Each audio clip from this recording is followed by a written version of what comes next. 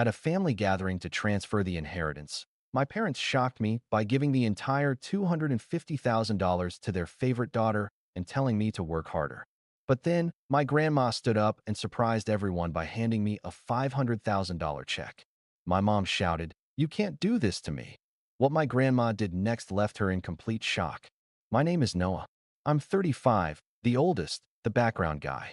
I keep jumper cables in my trunk, a first aid kit under the sink, and a spreadsheet for bills that aren't mine but somehow end up on my card. I fix point-of-sale systems for grocery stores. At home, I fix everything else because I'm the one who answers. Can you swing by? With what time? My family is small and loud.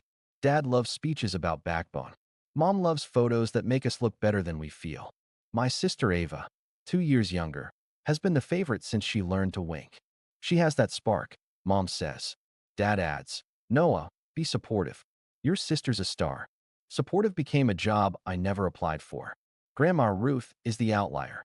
She's 84, tough as the cast iron pan she refuses to throw away, and the only one who ever asked me how I'm sleeping. I've been the one who takes her to appointments and fixes the leaky sink and labels her pillbox by day instead of by meal because she remembers numbers better than words. We still do weekly dinners in the house I grew up in. I bring dessert because it's easy to carry and hard to fight over. On the Sunday before everything broke, Mom texted, "Wear a collared shirt. We have a special guest." Dad added, "It's a family moment. Be gracious." No winky face. Just that word, gracious. I wore a clean shirt. I parked where the street dips toward the curb. The living room smelled like lemon polish and too much candle. There were extra chairs, a neat stack of paper on the coffee table, and a man I'd never met. Gray suit, smooth face. A leather folder he held like a passport to a better world. Mom had on pearls at 4 p.m. Dad had the smile he uses for fundraising. Ava swirled in late with sunglasses in her hair and a laugh that made the room tilt toward her. Finally, Mom said, "Everyone sit." No one said why we needed a stranger. No one said why there were envelopes with our names. Dad opened his arms like a game show host. "This is a new chapter for our family." Grandma sat at the far end of the couch, hands folded over her cane, eyes on me like a lighthouse. I sat where the extra chair was, because I was raised to fit myself into gaps and call it kindness. While the man in the suit arranged papers, Mom leaned toward me and whispered behind her smile, "Please don't make this difficult, Noah." "Make what difficult?" I asked. Her teeth stayed on display. "For once," she murmured, "let Ava have her moment without a lecture about fairness. You know how you get." I blinked. I don't get any particular way. I ask what things cost. I ask who's paying. That's my bad habit in a family that treats numbers like polite fiction. Ava kissed Grandma's cheek and plopped into the place dead center, as always. "Everyone ready?" she sang. "I'm ready." I wasn't. I didn't know for what. But I knew the feeling in my ribs, the one that shows up before the bill. And it was already there, tapping politely like a waiter with a check I didn't order. The man in the suit cleared his throat. "Thank you for having me. I'm here to facilitate a transfer." Dad nodded like a conductor. The trigger wasn't the word transfer. It was the way Mom, still smiling for the invisible camera, slid her hand over Ava's and patted it twice, then cut her eyes at me and whispered, "Be smart about this. Don't embarrass us." If you want to understand why that whisper landed like a hand on the back of my neck, you have to understand the decades that made it feel normal. Ava's the golden one. She has talent, yes. She also has a talent for arriving late and being forgiven because her late is charming. When we were kids, I had chores with clear times. She had chores with optional vibes. I mowed the lawn at 3 p.m. sharp. She helped by bringing lemonade at 3:40 and taking a selfie with the mower. Mom posted it. Teamwork. Money came with the same lens. When I was 19, I paid my own tuition by stocking shelves overnight and fixing printers daylight. Dad called it character building. When Ava was 19, she took a semester to breathe. The breathing semester had a leased car. She needs safe transportation, Mom said. Payments were a family effort, which meant my card saw charges that weren't mine, and when I asked why, I got, "We'll settle up later," like later was a place we could drive to with enough gas. The humiliations were small and precise. When I got my first apartment, I bought a used couch and told myself it was fine. When Ava got hers, Mom staged it like a magazine shoot and sent me a list of little things we could pitch in for. It would mean a lot, she wrote. The list was 23 items. I bought 4 because I am not made of stone. I set them up while Ava and her friends did a champagne toast. She forgot to say thank you until Mom prompted her.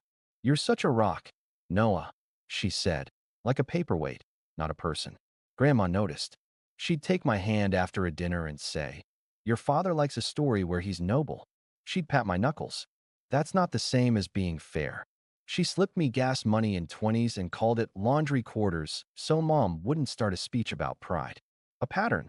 When things went wrong for Ava, we were told she was special and needed support. When things went right for me, we were told I was practical and didn't need anything. Those two myths built a bridge where I was the beam you don't see and she was the ribbon you cut. I don't want this to sound bitter without receipts. So here are some. At 24, Ava asked me to co-sign a lease because she had a Reddit-worthy landlord. I said no.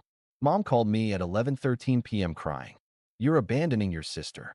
I said, I can't risk my credit. She sent me 3 paragraphs about family. I gave in. 6 months later, the landlord sent me a notice for 2 late payments. Ava said, he's exaggerating. I paid to avoid the hit to my score. She called me a hero in a story that made me the idiot. At 26, Mom borrowed my credit card just for the airline hold. A week later, I saw 2 upgrades tagged to the family profile Leo. It's always a Leo in someone else's story, but mine was actually a cousin, had set up under my name. I paid it because it was easier than fighting. Easier becomes expensive when it repeats. At 28, Dad asked me to float the deductible after a tree fell on the shed. We'll pay you back in days, he said. Days became months. Months became a joke. Charge interest, banker. I never did. I did start using a notebook where I wrote dates and amounts so I could tell myself it wasn't all in my head. I have entries like $320. Ava's emergency vet, no payback. $480. Mom's deposit that isn't really a deposit. $1,500. Dad's bridge loan that became a story about my good heart instead of a repayment plan. Then came the year I became Grandma's default person. Not a burden. I chose it. It was hours in waiting rooms, pharmacy runs, showing up when the alarm on the medical alert bracelet went off because she hit the wrong button trying to turn on the lamp. I was happy to be useful. But the math is simple. Time given has a cost. I used my PTO on Tuesdays for her appointments and worked Saturdays to catch up. Mom called me dutiful the way some people call salad brave. While I did that, Dad and Mom built a narrative. We are sorting the future. They said it at birthdays and in kitchens, and once at 6:07 a.m. in a text Dad thought went only to Mom, but went to the group. We'll have to be careful with the boy. He'll make it weird if he feels slighted. The boy was me. The weird was asking questions. The future became reality the month Dad turned 62. There were meetings with our guy. No one used the word lawyer. It sounded too cold. Our guy had a first name you could put on a barbecue invitation. I wasn't invited to those meetings. I was told, it's just logistics. You'll sign a few things. It's cleaner this way. I asked, cleaner for who? Mom laughed like I told a joke. 2 weeks before the family moment, Mom sent an email marked important. It had 3 PDFs. A consent to transfer, a non-contestation acknowledgement, and a family values statement that read like a church program. She wrote, sign these so we can keep the peace. Ava replied all with 3 heart emojis. I read the PDFs twice. They mostly said, don't challenge anything we do. I didn't sign. I emailed back, we can discuss this in person. Dad wrote, don't spoil this with formalities. That word formalities, from a man who irons his socks, made me smile and then want to throw my phone. The Friday before, Mom dropped by my apartment unannounced just to chat and scan my bookshelves like she was looking for ammunition. She found the notebook with dollar amounts before I could slide it away. What's this? She asked, fanning the pages like receipts.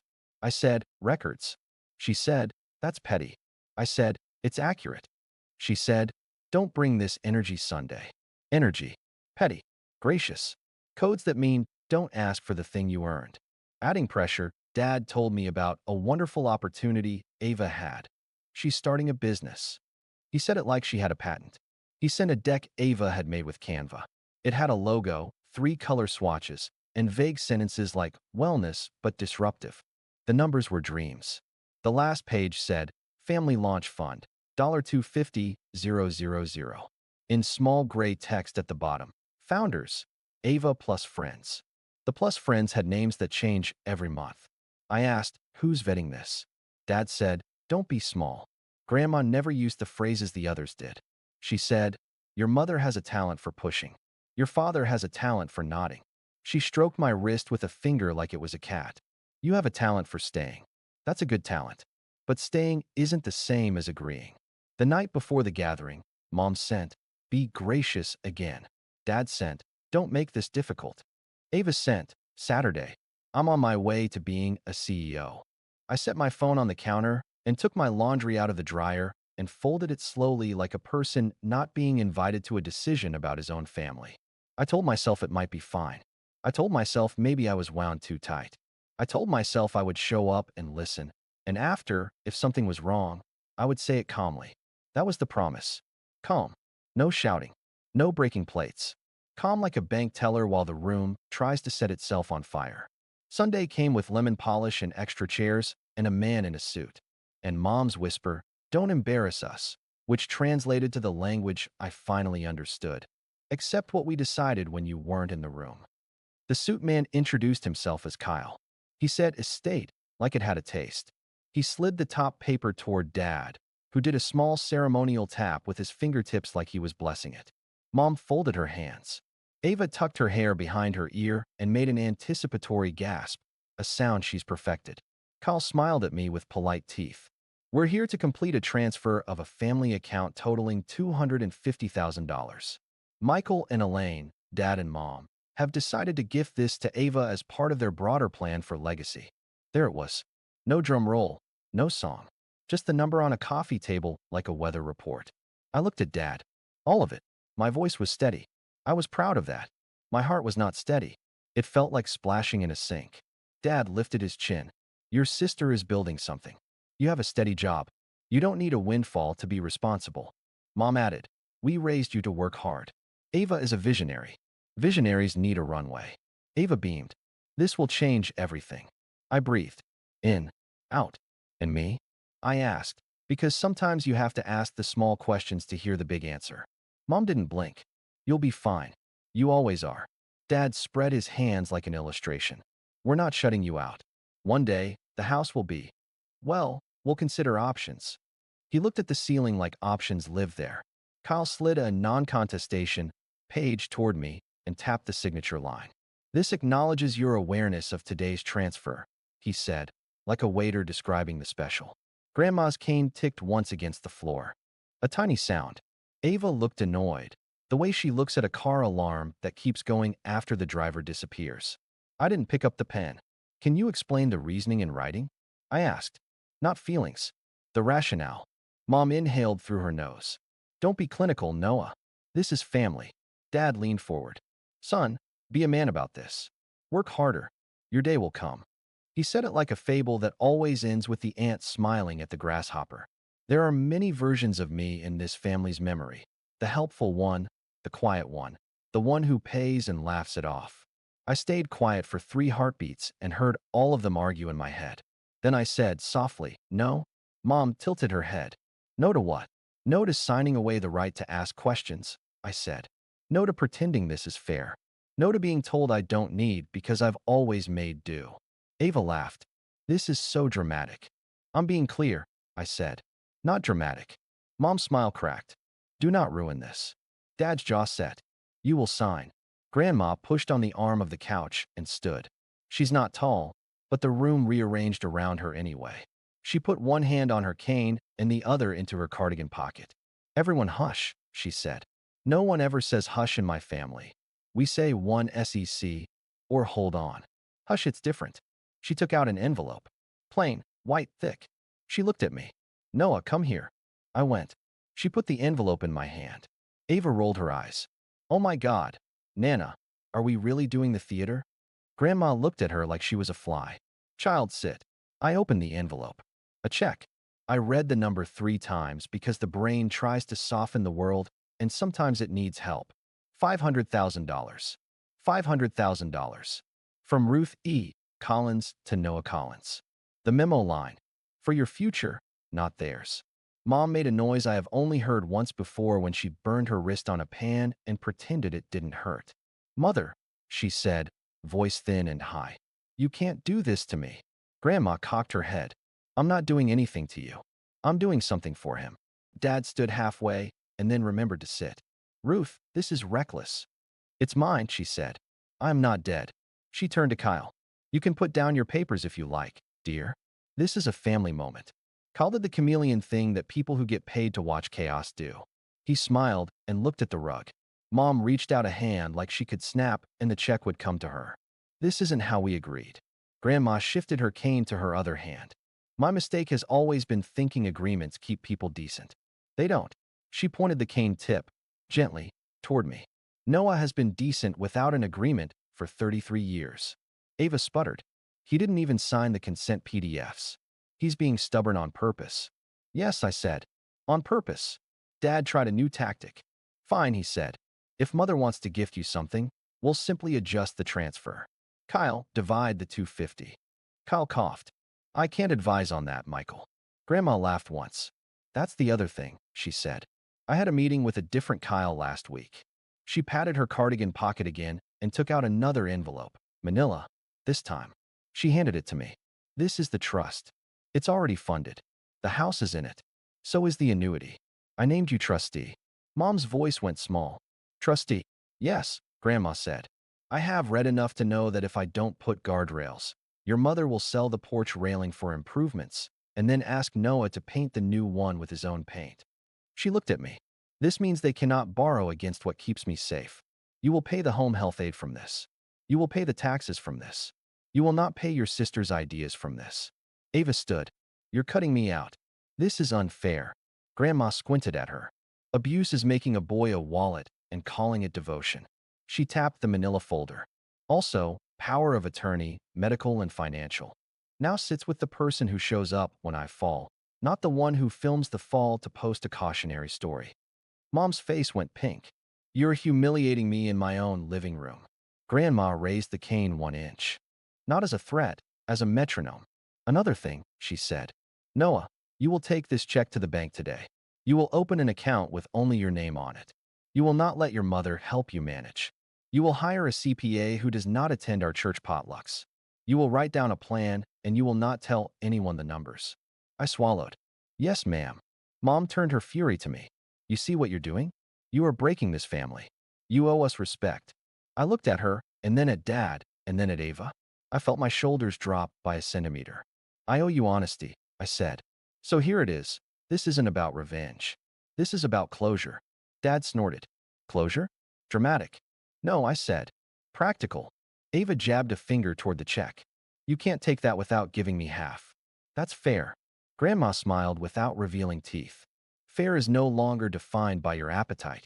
She faced me again. Child, speak your boundaries. Out loud. So there is no confusion. I nodded. My voice surprised me by not shaking. I won't sign anything today, I said. I won't co-sign loans or leases. I won't fund Ava's business.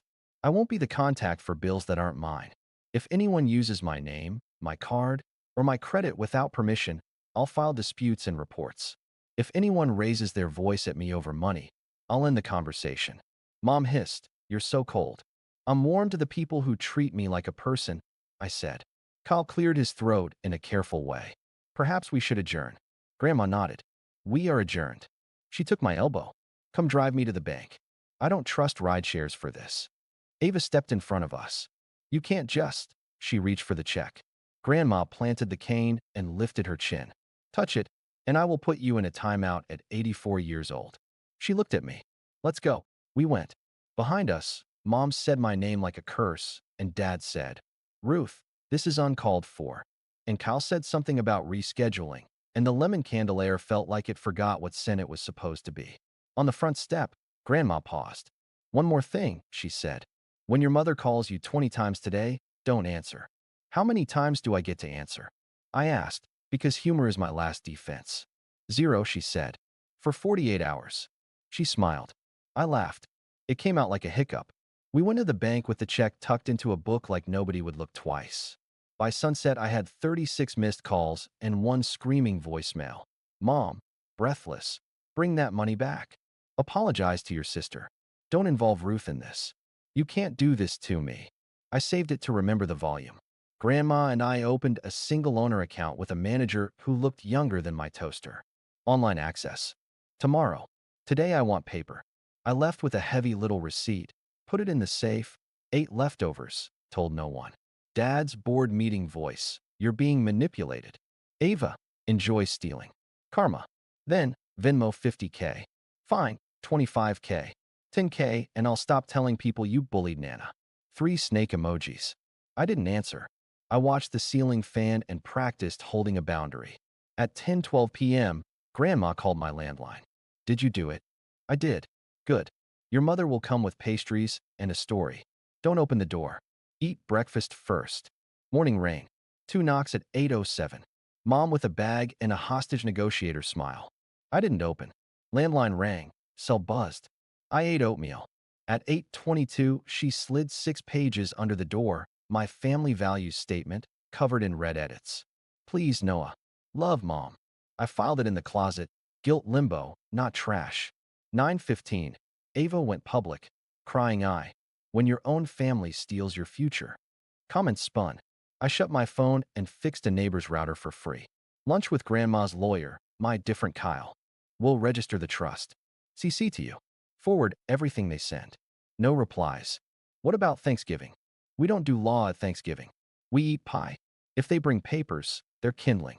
Afternoon. Dad tried soft. Your mother didn't mean to snap. She did. She will again. Families are fluid. Budgets aren't. Neither are legal transfers at Sunday dinner.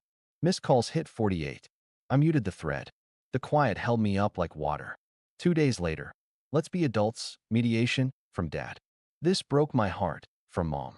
You'll regret this from Ava. I sent one line. Do not use my name or credit. Do not post about me. Do not show up. Send requests to my attorney. Grandma brought a small suitcase for your coffee. We got her a phone plan in her name. The sales kid said, young lady. She said, accountable. Nights got calmer. I woke at 2:11, checked nothing, slept again. I paid off my car and a dental bill. A CPA said boring things, laddered CDs, tax loss harvesting, and I felt grateful for boring. Friday, Mom left a low, dangerous voicemail. I carried you. I made you. You owe me. Don't let paper make you cruel. I deleted it and wrote. Debts I acknowledge. Rent, loans, cards. Debts I don't. Birthing, feelings, image. Sunday, no dinner. I made soup, texted Grandma a photo. Needs salt, she replied. I added salt. 8. It was good.